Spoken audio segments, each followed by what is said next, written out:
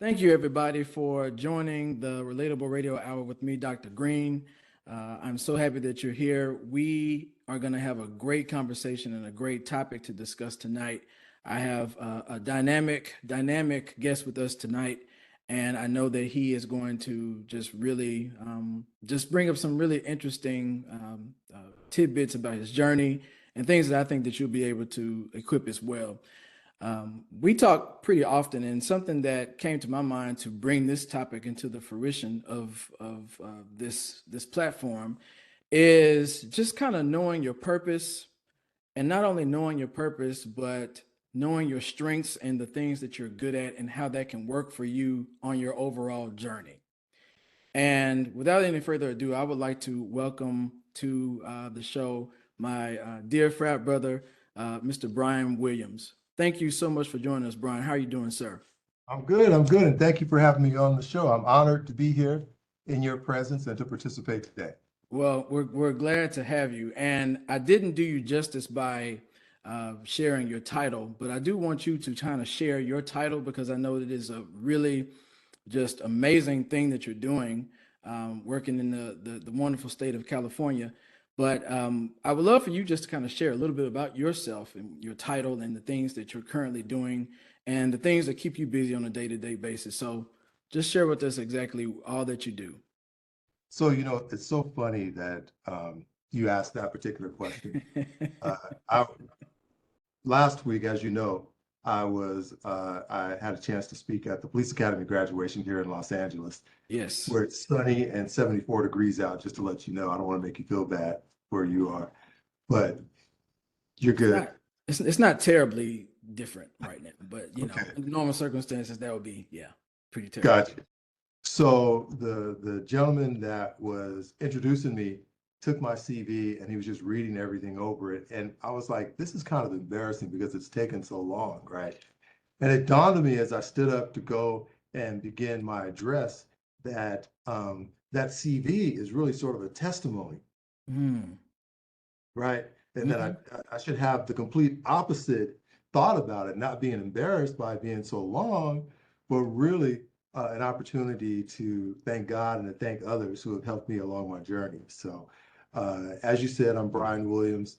I serve as the deputy mayor of America's greatest city, America's second largest city, the city of Los Angeles.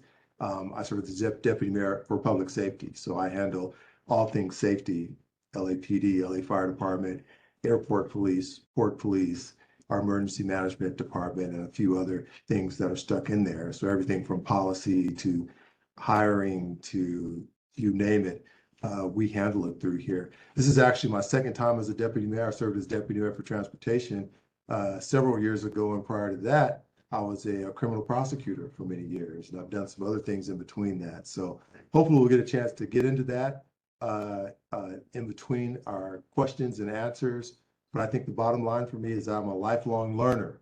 Mm. And there's always something new to learn. And I've also learned, I love this Native American proverb that says that everyone and everything around us is a teacher. So I've fully embraced that, and it has helped me along my life's journey. Oh, absolutely. And I know for a fact that being in that position, that lifelong learning aspect is like an everyday part of Absolutely. your uniform, I would imagine. I mean, everything that you're immersed in, everything that you just said seems like you're going to constantly be learning something new, and that's got to be an exciting place to be, right? Just to be in that No, field. it is absolutely exciting. It's stressful. It's exciting. Yeah. It's daunting at times. I think back to my first day on the job with this mayor, Mayor Karen Bass, who I think is the preeminent mayor in all of America, if not the world. I started my orientation at 9 a.m. Just, you know, HR stuff, you had to fill out all that sort of things. It was at 9:11 a.m. And I'll never forget that because I looked down at my watch when the chief of staff called me and said, hey, we've got an emergency incident with the police department already. So I hadn't even gotten through my orientation. And in fact, now I think about it, I never got the full orientation. When I was Wow. pulled out of orientation, into the mayor's office, and I'm sitting there with her, and we were discussing this issue that actually reverberates a year later still. So it's those are the things that happen during the day. So I think back to August 19th here.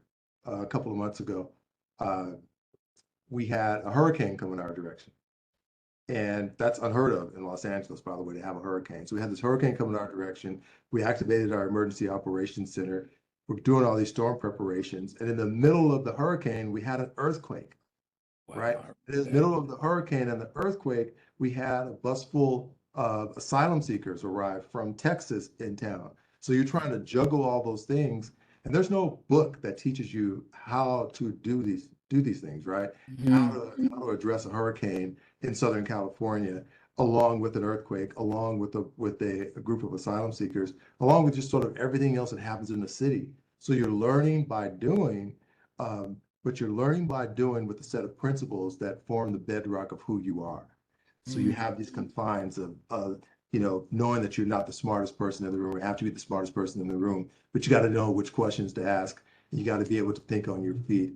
These are things that we as a people have grown up learning to do, and Mhm. certainly come into play in the job that I have now. Yeah. And I think it's indicative of you kind of speaking about taking on all of that just in August that you just said, and it kind of speaking to you just knowing how to handle it, not necessarily knowing the how, but knowing how to operatively get it together and make it work. Yeah, So I'm assuming that a lot of your previous engagements, as far as your work experiences, have really kind of propelled you to be able to handle everything that you handle now. So kind of walk us through exactly, how you started in your journey, how you found your purpose, and how that kind of fit for you, and then we'll kind of walk to where you are now and just kind of piece it together if we can. sure, sure. So when I was at college at UCLA, uh, I went to school as a music major because I Wow. wanted to be a musician, right? Okay. And I was in the marching band at UCLA. And then I just started getting involved in campus politics and was involved in student government. And my junior year of college, I had a very close relative who was arrested for a crime that he did not commit. And it really shone a light upon the criminal justice system for me. So I started out as a music major. That incident happened. I got involved in campus politics, and I decided at that point that I wanted to become a public defender because I just thought that we as a people had so many folks who were being mistreated in the criminal justice system that someone had to do something about it, and that someone was going to be me. So I applied to law school, and this is very interesting the way this happened. I applied to law school, and I applied to, I think it was 5 or 6 different law schools. I had a bunch of friends who were also applying to law school, and they were all hearing back. And I wasn't hearing back from any school. I couldn't figure out what was going on. I was getting nervous. I was in my senior year of school. I was like, oh my God, I got to go out and actually get a real job now. I can't Yeah. just be in school. And I happened to be walking down, we call it Bruin Walk, one of the main streets that flows through the center of campus at UCLA. And a woman named Lorraine Ballos, who was an admissions counselor at UCLA's law school, I walked past her. She walked past me. She goes, "Hey, are you Brian Williams?" I said, "Yeah." She goes, "We've been looking for you. I think we have the wrong address for you." And what I Mm. figured out was that on my LSAT form or whatever, they had put down the wrong apartment number. So I wasn't receiving any mail. And so she goes, "What's your real address?" And I gave it to her. She says, "Wait right here." She walks back up to the law school, comes back down, and hands me my letter of admission right there on Bruin Walk. Man, when I tell you I went crazy out there, I got home, and then like 3 days later, I received my letters from all the other schools that I had applied. So went to UCLA's law school, did everything I could to become a public defender. Uh, my final year in school, you interview for law firms, interview for all these places, and I got a job offer at this really large law firm. So I saw what public defenders were making, and I saw what they were making at this large law firm, and I was like, Brother Williams got to pay off these student loans. Let me just go on to this law firm, right? So I went to the law firm for a couple of years. It was a wonderful experience. It was a great experience. It was a majority Mormon law firm. I think 3/4 of the partners were members of the Church of Latter-day Saints. I'm not a Mormon, but uh, they were some of the most warm and wonderful people I think I've ever met. And I'm still very close to them to this day. I was sitting around the office one day, And let me know if I got to speed this up, but I'm gonna speed this up. No, So you have all I, the time in the world. okay, Go ahead. sitting around the office one day, and I was like, you know what? I think the time has come for me to go on and become this public defender that I wanted to become, right? I paid off my student loans in 2 years. And so I went and applied for a job at the public defender's office. That day that I had the interview at the public defender's office, um, I went to the interview that afternoon. That evening, I went to a bar association dinner of the, what was it? It was the Pacific Islanders Law Association, right? Asian Pacific Islanders Law Association. And you go to events like that and you always look for like where the other brothers are in the room, right? Yes, I yes. had a guy there named Earl Thomas, and we just started talking, and he went to Yale's law school. And he was like, well, what kind of work are you doing? I said, well, I'm working at this private law firm now, but I'm going to go to the public defender's office. And he says, why would you go to the public defender's office? I said, because I want to do justice. And he says, listen, I happen to be the hiring manager of the LA City Attorney's Office. If you want to do justice, you have to be a prosecutor. And that's the last thing I ever thought about. And so he says, come tomorrow, come talk to me. So the next day, I went and spoke with him. Uh, the next day after that, I had an interview with the city attorney at that time. And the very next day, I went to lunch with my friend Charlie Hargraves. I came back and I had a message from the public defender's office and one from the city attorney's office. And one was to be a public defender, one was to be a prosecutor. And so I decided at that point that I was going to be a public defender. So I called the public defender. You're probably too young for this, but I called the guy's number and I got a busy signal, right? You know what that is? Busy. I You know this? know what a business. Yes, yes. So I got a busy signal and I hung up the phone. As soon as I hung the phone up, the phone rang and it Hmm. was the city attorney on the phone. And he's like, hey, I need you to make a decision. I think this is the place you ought to be. I Wow. said, okay, I accept the position. And 13 years later, um, that city attorney became the mayor of Los Angeles and asked me if I wanted to be one of his deputy mayors. And that's how I got on this road. The most wonderful time I think I've had, besides the time I'm having right now, was my time as a criminal prosecutor, because I was truly able to make sure that all affected people, black, white, whomever it may be, got a fair shot in court, that we weren't filing cases that we shouldn't have filed. And I had some pretty interesting cases, everything from prosecuting Tupac to Tone Loc to the Revolutionary Communist Party. I was in a section that had sort of these intensive cases, and it was just a wonderful thing. Went into management and then went to the mayor's office. And so went to the mayor's office, left there, went to a city manager's office to work, went back into private practice, did more government work. And the most immediate job previous to what I'm doing right now, I served as the executive director of the Oversight Commission for the LA County Sheriff's Department.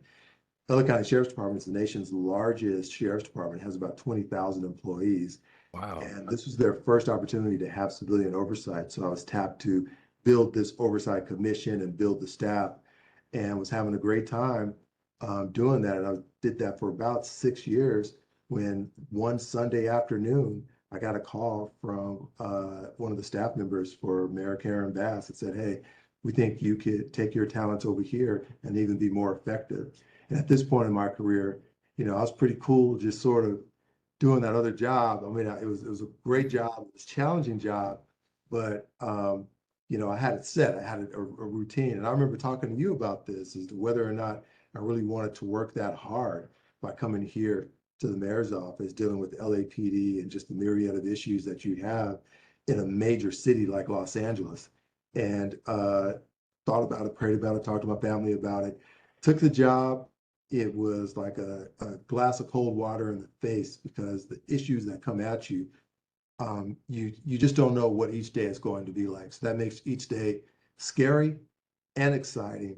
But I've surrounded myself by some incredible people who are all much smarter than me and give me really good advice, and allows me to give good counsel and advice to the mayor.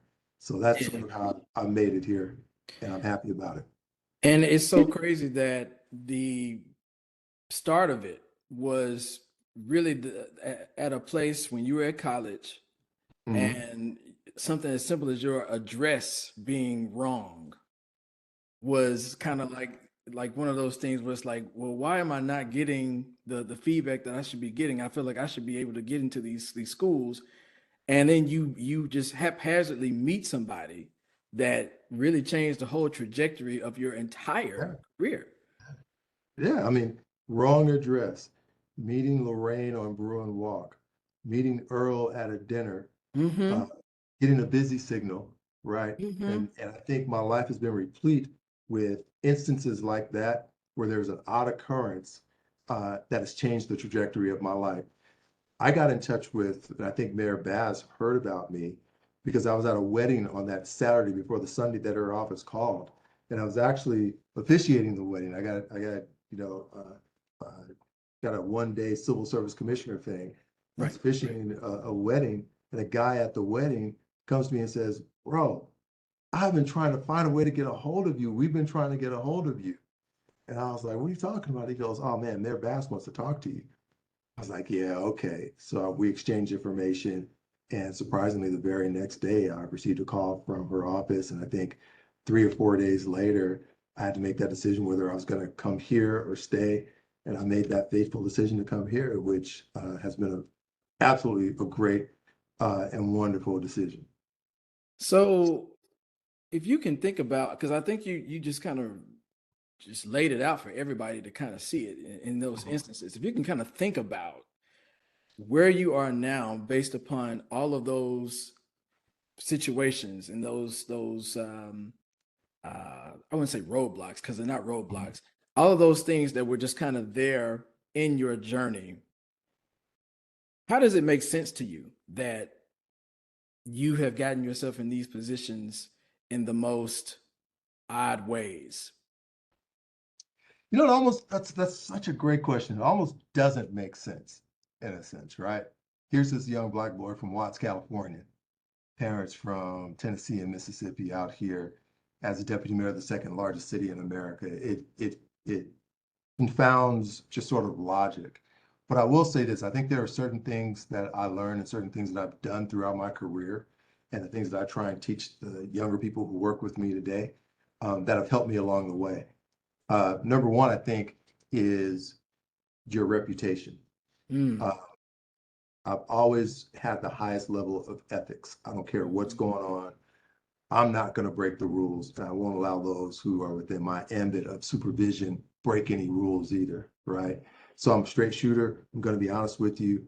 If I can't do something, I just can't do it. If I can do something, I'm going to find a way to make it happen for you, right? But we're going to follow the rules. That's important. Number two is I have learned to keep in touch with people, right? Mm. I have some, we were just talking about this the other day. I have some friends that I've known since third grade. We still hang out, but also people that I've worked with since my first days at my firm to this day. And one of the things that I've done, I don't know if we've ever talked about this, is every Friday I take 30 to 45 minutes to write a literal letter or a note to someone that has been in my life saying, "Hey, I'm thinking about you. What's going on?" People love receiving actual mail and not just an email. And I have done that for years and years and years. And now I receive sort of the same letters from people. People will write me, and I collect all those, and I love to have those. So keeping in touch with people, I think, has been really important. And the third thing for me has been um, learning, because it wasn't always like this, but learning to take calculated risks, right? Mm. To apply for positions that perhaps I didn't think I was quite qualified for. But knowing that if nothing else, I can go in there and talk a good game, right? And then learn the gig afterward. And that has really, really helped me. And also learning to say, I don't know to folks, right? If people are asking me questions, whether I'm supervising them or my boss, the mayor, is asking me a question about something, and I don't know the answer, I'm not going to BS and give you some BS answer. I'm going to tell you I don't know, but I'm going to find out, right? Mhm. And get you an answer. So those are things that have really sort of helped me along the way. I used to, early in my career, I'd be presented with an issue and I'd say to myself, well, if I get this wrong, is anybody going to die, right? Right. Early on in my career, no one would die. But in this job, if I have to ask Mhm. that question, literally someone could die. Mhm. And so the need to keep balance in your life, right? With your family, with your health, with your spirituality, keeping a balance is absolutely important because we have to make some really big decisions around here. And those decisions can literally reverberate across the world, stuff that we do here, right? I'm mindful of that. I'm also mindful that a clouded mind can't make good decisions. So making sure that there's that balance, and you always help me out with that, making sure we have that balance, I've also learned is really important. Oh, absolutely. And it's important because, I'm not in your shoes, but from what you tell me, when we talk, you're talking about the gravity of, things that you're responsible for. Not that you tell me everything, but the things that you do tell me. I mean, I feel like it's so important to at least, keep you as balanced as possible, just All right, coming and I from, greatly appreciate that, sir. I I haven't know gotten it's, your bill yet, but I appreciate it. well, sometimes bills get lost in the mail. Applications get lost in the mail. It happens, right? Okay. So All right, it's well, let's keep that lost address. First which there is. is, they're coming. So Yeah, you did mention something that I want to also highlight because, I know we're both men of faith, right? We are huge components of just saying or knowing that where we've gotten to is not because of ourselves, it's because of God and just having the faith in him to provide in those areas. Is there anything that you can think about in your journey that led you to believe that there was no other way that you could have gotten through something if it was not for your faith in God? absolutely. One example that I often will cite was when I was a student um, at UCLA. My second year, my father passed away, and I'm one of 8 kids, and there was not a whole lot of money going around. And I can remember walking to uh, political science class 101 one morning, got up from the dorms. This was my freshman year, got up from the dorms, walking to class and thinking, I have no money to buy lunch. I have no money to pay for this tuition, right? And just trying to figure out. So I got to class, and these people are going to get mad at me for mentioning their names, but I sat next to a woman named Jackie Mason, right? And the professor's name was Professor Kokowitz. I'll never forget this.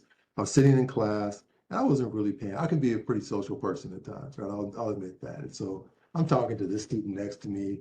I'm talking to Jackie, and I'm just not really paying attention to the professor. And every day I would pick up a copy of the campus newspaper and take it to class with me so I can read that during the lecture because the lectures would just get boring to me at some point. And so I'm reading the paper, and I turn the page, and Jackie, she's sitting next to me. She goes, "Wait a minute, turn that page back." I turn the page back, and there's an article, big article, or an ad in there from the financial aid office that says, "We've been looking for the following students. Come get your check." At the number one name of the list was Brian K. Williams. Wow. We're going to talk about somebody shouting in class. I jumped up. Professor Kokowitz looked at me like I was crazy. I ran out of the class, ran all the way from one side of the campus. The campus was 422 acres. I think I ran about 420 acres, never stopping. Got to that financial aid office. I was like, this is me right here. And the lady Hmm. was like, we've been looking for you, yada, yada, yada, because Brian Williams is a common name. And they were sending stuff to another Brian Williams. I didn't even know that I Oh. had this scholarship. Let me tell you, but for that day, I don't know where I would have been because I was really just sort of destitute, paid my tuition, got an Hmm. apartment, paid for food. And from that point forward, by the way, because of campus activities, I never had to pay tuition again as an undergrad or law school at UCLA. And in Oh. fact, the student loans, I probably shouldn't admit this about the student loans. I guess statute of limitations out. I got the student loans to invest the money, not because I needed it for school, but I invested that money uh, based upon the advice from one of my friends, Daniel Freeman, whose father worked at a brokerage firm and said, you all ought to do this because your interest rate on the loans are so low. I'm not saying you should do that now, right?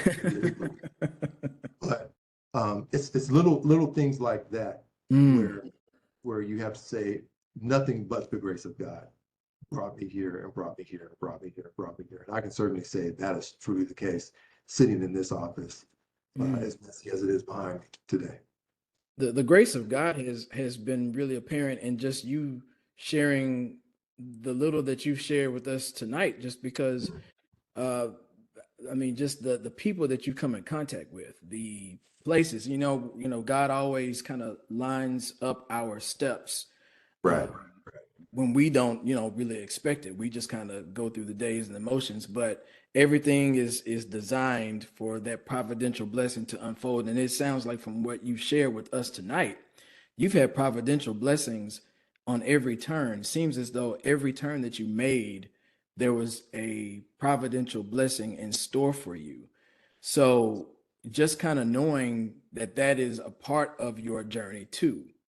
How has that connected with you and the purpose that you have been fulfilling since you have, been in this world of law and more? Well, first I had to Google providential blessings. I didn't know what that meant. So So providential blessings, of course, that means, things that are coming at a time, coming at the that's what specific Google time. said. So, Let's so you're right. You're right. So you know what? That's really interesting because I think me, like you, and probably, you know, thousands of your folks who are listening to this, we go about our day-to-day lives and our day-to-day jobs, just sort of getting through and not thinking about the impact that we are having upon people, right? You want to get through the traffic to get to work, at least for me, get to work those couple of hours to get to that all important lunch hour, right? right. Get back to work. You want to then just be able to get home. And the stuff that's happening in between, you sort of sometimes stop thinking about it, right?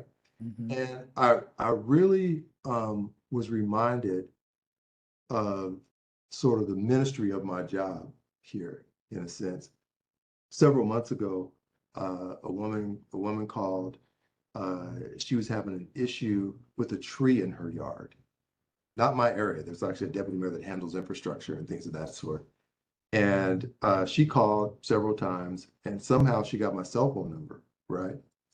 And uh, I talked to her. I was like, "Ma'am, I understand, yada yada yada. I'm gonna make sure somebody gets out there to you, right?" The next day she called again, and she's like, "Well, baby, nobody's been out here yet." I said, "I'm gonna take care of you, ma'am." So I was like, you know what? I'm just gonna go drive to her house. I have the address. So I get over there. There's all these branches all over her house, but they were all on private property. So it wasn't really a city issue, it was a private property issue, which is why she wasn't getting the assistance that she wanted. So I knocked on the door. Um, Her name, I think, was, I won't say her name. Anyway, I knocked on the door. Older lady comes to the door with a cane. And I was like, "Ma'am, I'm Brian Williams from the mayor's office." We talked on the phone. She's like, "Oh, baby, thank you so much for coming through." And she invited me in. And she was like, "Have some lunch. I want to tell you about what's going on here and what's going on in my life." She made some sandwich with all this mayonnaise in it. I hate mayonnaise, by the way. So I got to figure out how not to eat this without offending her. But we ended up having like a 2 or 3 hour conversation. She told me about her background and her husband had passed away. And she was just really having a difficult time. And so I called back to one of my colleagues in the office, explained the situation to them. I said, whatever we have to do, we got to get this lady some help. And we connected her with a local nonprofit organization and some other social service organizations to assist her. She was all alone, had no kids. Like I said, husband had passed away. And we were able to get her the help that she needed, right? Not just the physical things at her house, but some social and Hmm. medical assistance that she needed, right? Hmm. Answering a phone call from someone uh, who in many occasions I probably would have just sent her to someone else, right? But Right. taking the time out to do that important thing really reminded me of how people rely upon us for their Hmm. lives to go smoothly and the inherent power this office has to help someone like this lady in her life. And Hmm. it was really when that happened, I thought to myself that this is not just a job for me. It is, in fact, an occupation for me, Yeah. and in part, sort of a ministry for me to help those people out there, because God's given me this great ability and this great opportunity to move resources in different directions. So, I guess that's how I would answer that question. Yeah, and it's one of those type of situations where you have an instance like that that kind of brings you back to be like, oh, okay, this is why Right, I'm doing what I'm supposed to be doing. right, The phone call that you got was not like a mistake. It was on right, purpose. It was right, kind of God reminding you of what He wanted you to be doing in this Right. capacity. Right. Exactly. Exactly. So that was an exciting time. So, I mean, you've talked about, some really cool experiences being with people and just doing your part. What's something that you can say that you truly enjoy about the current position that you're in? And I'll ask you some other stuff as well, because you mentioned some pretty cool stuff that I think I remembered about you telling me about, and I'll ask about it. But as it relates to this job, what are some really cool things that you really enjoy? I think perhaps the coolest thing are the people that I get a chance to meet. Hmm. The mayor is amazing. Like she is absolutely amazing. And there is not a time where I have met with her and not come away with some new knowledge. That's exciting, right? Having your pulse on what's happening in America is really interesting. And in fact, we just had a staff meeting the other day. I have a new staff member, and she's been on maybe about a month and a half or so. So she's working on a number of projects. And I asked her, I said, how amazed are you that the projects that you're working on, when we turn on the evening news, even the national network news, that you're literally working on those projects. Like you're the head of that thing. And she's like, I'm totally blown away by this job every day. And I still have that feeling, right? Because whether it is the graffiti on the skyscraper downtown or getting us prepared for the 28 Olympics from a security perspective, um, it's all incredibly exciting. And to know that the work that you're doing, you can literally see the effect that you're having on issues within our community. And as LA goes, so goes California, so goes the nation, so goes the world. So this office right here, we can literally change the world. That's an awesome opportunity, awesome responsibility. It's a lot of fun at the same time. And of course, being in the midst of those projects and then seeing how they are developed, seeing them unfurl, as you said on the evening news, it keeps you constantly engaged in kind It of making does. these things happen. It does. But I guess that also requires a lot of manpower. Talk about a little bit about how you're able to maneuver all of those many things and still keep your mind sharp and keep it fresh to take on other Yeah, future things that I are to don't come. know how sharp my mind is, so I have to object to that question. Um, you I don't think know, there's I don't think it's a reason to object, but okay, go okay. ahead. Um, Literally, just before you came on this call, I was talking to my executive assistant about our ability to manage chaos, because that's what we do. There's Right. there's no perfect system of government, no perfect system of doing what we do. But so much of what we do is reacting to things that are just happening left and right. And so we try to manage those so that we manage them in a way that they are managed toward our ultimate goals that we have in the office. I don't know if that makes any sense. I'm trying to articulate this. So it's not easy. It's exciting, but once again, I would say that I hired some really, really good people around me who are very, very smart. I try to hire people who are smarter than me, which isn't hard to do. Uh, but they're very smart. And like I say, I don't have to be the smartest guy in the room. I just need to manage, what's going on. And that's what we're learning to do. And to me, that's an exciting part of this job. One other thing I want to mention is you just never know what's going to come across your plate in any particular day. You know, Hmm.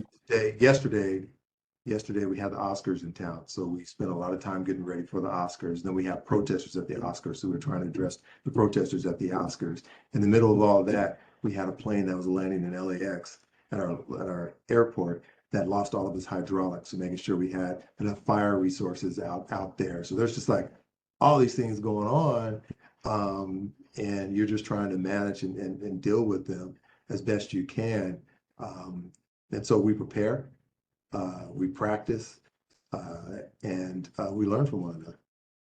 I definitely don't want to put words in your mouth, but it sounds like there's a lot of moving parts and it can be kind of chaotic at times. Yes. But uh, what would you say are the biggest challenges? Would that be it, or would there be other things that are kind of huge You know, challenges with this? um, that's a great question.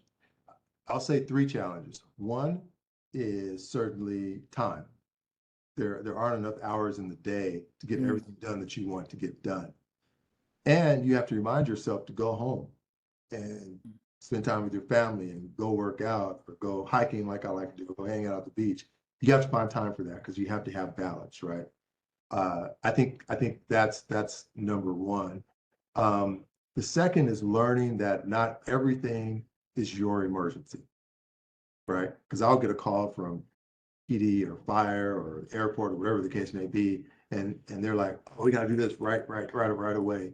And I'm like, "Let's just slow down. Let's think about this for a minute, right? Let's figure out a way to address the situation." Learning that, and then the third is sort of like the first and second thing that I mentioned, and that is just making sure that there's that balance that occurs, right? Uh, Hmm. and learning to allow people to do their jobs. You hire good people because you want them to do their jobs, and you don't have to be in the mix of everything that happens. Lessons that I'm still learning. Yeah. Well, I mean, you're a lifelong learner, so I know that every day that you've been in it, you've gotten much better at it. So I appreciate that, sir. Appreciate that. I can imagine it's a method of yours that you can pull out of your back pocket, and you can always kind of compare that to one situation versus a new one, and kind of make the best decisions from that point on. So I mean, your journey has had a lot of just great moments for you. And you mentioned that you had a prosecution, I think, against Tupac. Yeah, yeah. So I'm not sure if that was one of the most highlight worthy times of your prosecution days, but what are some highlights, in that phase of your career when you were in that That's the component? process. It was cool because I was on a unit called Special Operations Unit, right? And so we got a lot of the really intense cases that we had to deal in. So it was there that I learned how to do a media interview, for example, which you're always on the news, right? And I Right. think maybe the two most interesting cases, probably not exciting. One was definitely Tupac. Uh, and it was interesting not because it was Tupac, but it's interesting because I remember going to my son's career day at school. And I don't know what he told those kids, but the kids were like, "Did you beat up Tupac?" I was like, "What? What are you talking about?" So my son Braxton, I don't know what he told the kids there, but the teachers were all just cracking up, and then of Wow. course, the kids were cracking up at that. But then now it became the rumor, and then when Tupac got killed, they were like, "Did you do that to Tupac?" I'm like, "No, Oh, I didn't do that. wow. To Tupac. What are you guys talking about?" Where did So that that come from? that I don't know. That was pretty interesting. Um, and then I had a case involving Billy D. Williams. And my mother loved Billy D. Williams, right?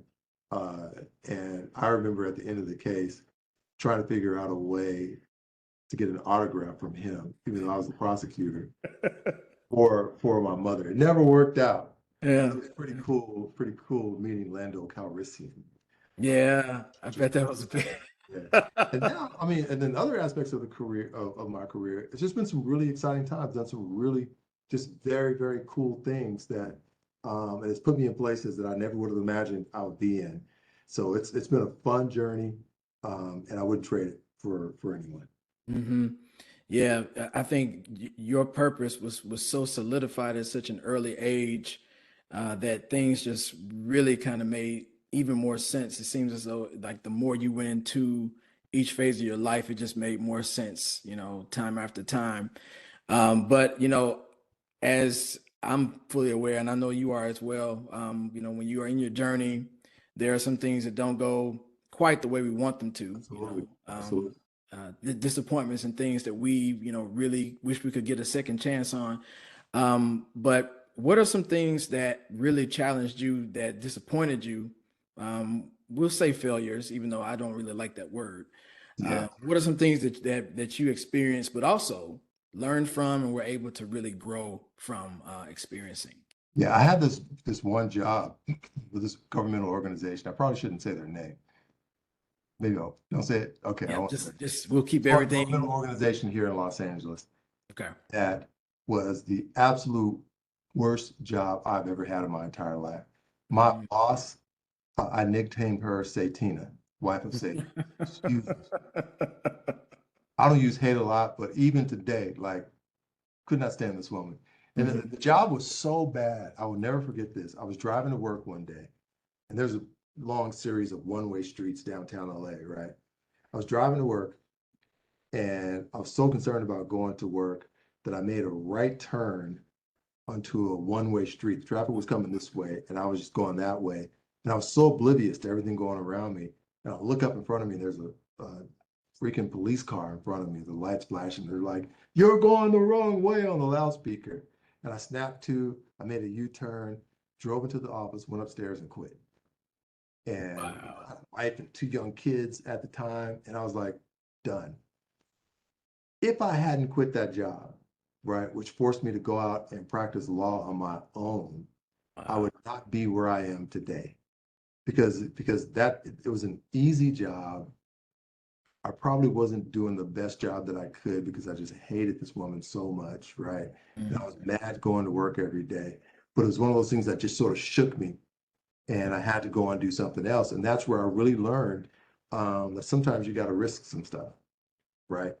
And sometimes you just got to trust God that you're going the right direction. But that job led to a leadership program, which led to another job, which led to another opportunity, which led me to, oversight commission, which led me to where I am now. Mhm. And I shudder to think what would have happened if I had stayed there, right? Yeah. And I actually was going to ask you just hypothetically, now that we're in that space, if you were Mhm. to think about where you would be had you still stayed at that job, where do Jail, you think? jail. That bad, huh? It Oh, was brother, let me tell you, wow. this one, I I have friends who still like, when we chatting back and forth, they'll be like, "Hey, don't let me have to call what's her name back at the job." She's no longer there. She's long retired now, but it was a horrific place to work, and I felt like I had gotten played by this place as well. Hmm. But the silver lining of it was I was there long enough to invest in that pension system there, Mm. and so I carried that with me. Yeah. It's And I cool. mean, every bad experience is still good because I mean, when Yeah. you quit, that's when everything else propelled for you so Yeah. that you could be where you are now. So it all plays a part. I've Yeah. had a few of those experiences myself, actually. So I Yeah. definitely can relate to that for sure. I think everybody has had at least one job that they've hated, and I I've think so definitely had too. that. Yeah, I think so makes you too. makes you stronger too if you think Yeah. about it. The things that Yeah. you put up with. So let's say you do have disappointments that you can't control out of your hands. How do you deal with it now? I mean, knowing what you've gone through as it relates to being disappointed or experiencing failures, like how do you deal with it now? What I think about honestly is I think about the worst day in my life where I didn't think I was going to make it, and I'm still Yeah. here. Right. So I try to put things in perspective. There's going to be heartaches, I wish I could sit here and say that life is just easy for me, but it's not. Life is life and stuff happens in life. People get sick, family members get sick. Things don't go as you want them to go. There are initiatives that I'm working on here that are just not going well, right? But you try and keep things in perspective. And learning to keep things in perspective comes from experience. So you have to experience life. You have to, because that will help you as you get older, as I am, to figure out that perhaps that worst thing that you're thinking of is not the worst thing Hmm. when you're prepared to like some things that are going on around you. So keeping that perspective, I think, is really, really important, really important. And the one thing that I'm learning now is to really seize the day, is to really Mm. get the most out of the day as you possibly can, and to enjoy those moments that I have with where I'm talking to friends on the phone or dealing with, having a conversation with folks around here to really cherish those moments because they are fleeting and they go fast. Um, and so learning to do that once again comes with life's experiences. So I'm happy Yeah. where I am now, and I'm grateful for the grace that God has given me. Hmm. Yeah, I think that's probably one of the hardest things that we could ever do is just being in the moment, right? Yeah, Because we're always so focused about what's to come and getting in our heads and just kind of thinking that we have longer times than we really do, right, uh, right. including people that are around us too. Yeah. So, you've been in this career for quite some time. You've gone That's your through. way of calling me old? Like you've been I in, didn't say that. I want to go on record, everybody, to say I did not that's say why we that. have black on black That's crime, but that's not what I said. I didn't say that at all. I mean, I was actually giving you plenty of props and flowers and saying oh, that I you appreciate. Okay, well, I games. retract my statement then. I Okay, retract. Okay. thank you so much. I don't know where we got there, but you've done well in it for quite some time, and you've been engaged. You've been in this this position. You've grown into it. You still are figuring things out, but you're doing an amazing job at it. I know that you are. Uh, what would you like to venture into next? What do you think? Something else? Not trying to I really don't know. I really don't know. I'm excited doing what I'm doing right now, and that's part of my effort to live in the now, right? So I'm really excited to be doing what I'm doing now. I do know this, whatever the next thing is that I do, it will be something that I want to do and not something that I have to do. In other words, I don't have to go out and find another job, right? After these 2 terms, I'm hoping that the mayor does. But it's going to be something that I just want to do. Chances are it's going to involve me hanging out on a beach for at least a couple days a week, right? Playing some golf, being with my family, and then perhaps maybe just picking up a few cases here and there that I may want to handle. But I'm all about just having a good time, you know, Mhm. in the future and enjoying each day. So, are we saying that the political sphere is I not? knew that's where you were going. Because I mean, I'm thinking, I have, you you know have what I like? I absolutely do not ever want to run for office. I've seen what okay. they have to go through, right? I don't want to do that.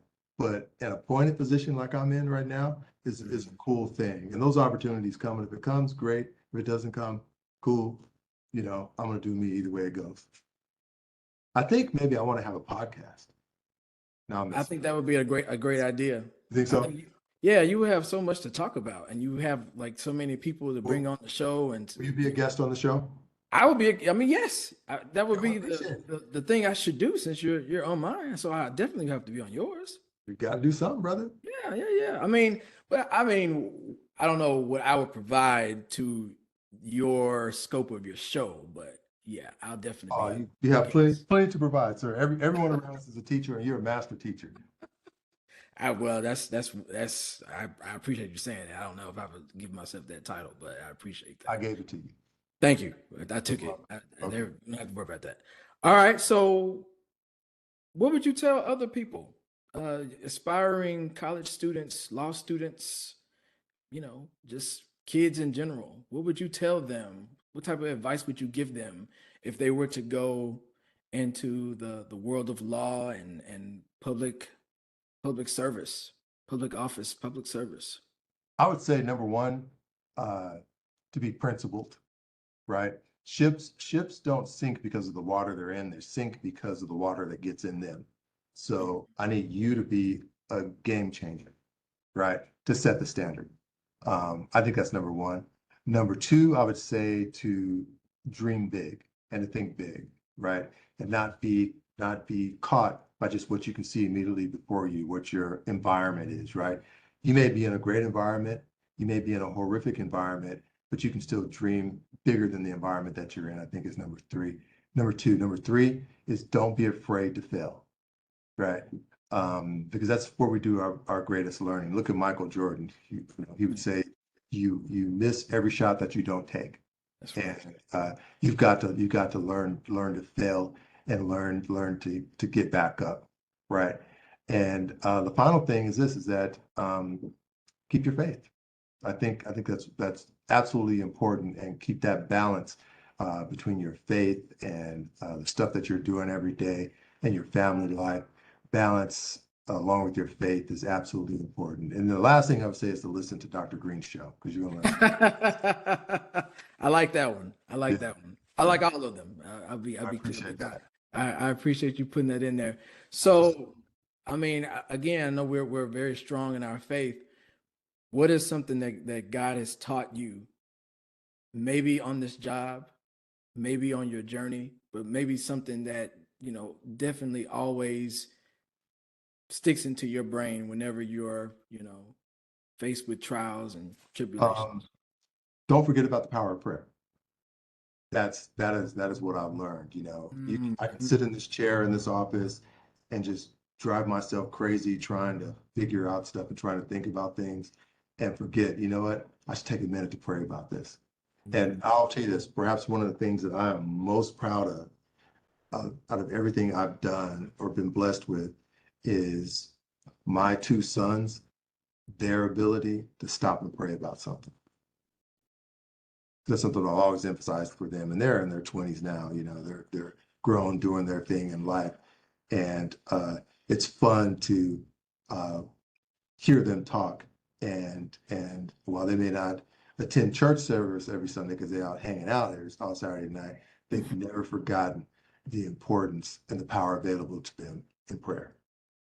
And you pass that down to them so that they could, Absolutely. be aware of it and something that they Absolutely. can pass on to their kids as well. So that is amazing. That is Exactly. amazing. I'm sure that you can probably say that a lot of the things that you prayed for, you have them and you're living in them right now, living in those experiences that you prayed for.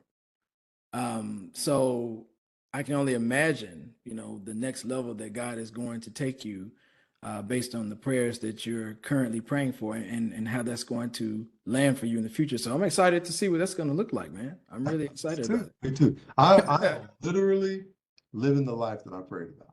Absolutely. I'm literally doing that. So that's exciting. One last question for you.